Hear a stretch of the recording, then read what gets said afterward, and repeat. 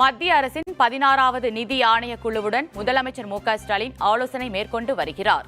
16வது நிதி கமிஷன் தலைவர் அரவிந்த் பணக்காரியா தலைமையிலான 12 பேர் கொண்ட குழு தமிழகம் வந்துள்ளது. இந்த குழுவினருடன் முதலமைச்சர் மு.க.ஸ்டாலின் ஆலோசனை நடத்தி வருகிறார். வரி பகிர்வின் அடிப்படையில் தமிழகத்திற்கு உரிய நிதியை வழங்க வேண்டும் என்று நிதிக்குழுவுடன் முதலமைச்சர் வலியுறுத்துவார் என தகவல் வெளியாகியுள்ளது. இதேபோல இந்த குழு தொழில்துறை வர்த்தக பிரதிநிதிகள், உள்ளாட்சி அமைப்பு பிரதிநிதிகள் மற்றும் அங்கீகரிக்கப்பட்ட அரசியல் பிரதிநிதிகளுடன் தனியாகவும் இந்த குழு ஆலோசனை மேற்கொள்வதாக தெரிவிக்கப்பட்டுள்ளது.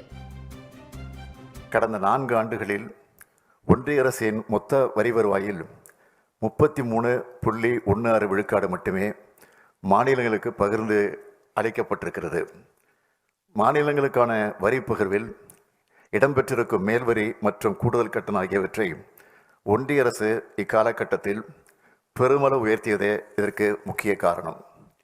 அது மட்டுமின்றி ஒன்றிய அரசும் மாநில அரசுகளும் இணைந்து செயல்படுத்திடும் திட்டங்களுக்கான மாநில அரசின் பங்குத்தொகை தொடர்ந்து உயர்ந்து வருவதும் தமிழ்நாடு போன்ற மாநிலங்களின் நிதிநிலையை மேலும் பாதிக்கின்றது.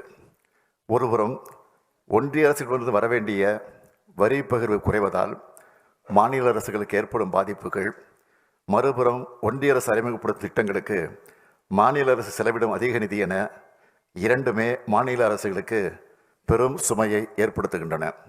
எனவே ஒன்றிய வருவாயில் மாநிலங்களுக்கான வரி பகிர்வின் பங்கு 50 விழுக்காடு உயர்த்தப்படுவதுதான் முறையானதாகவும் அனைவருக்கும் ஏற்புடையதாகவும் இருக்கும் என்று நம்புகிறோம்.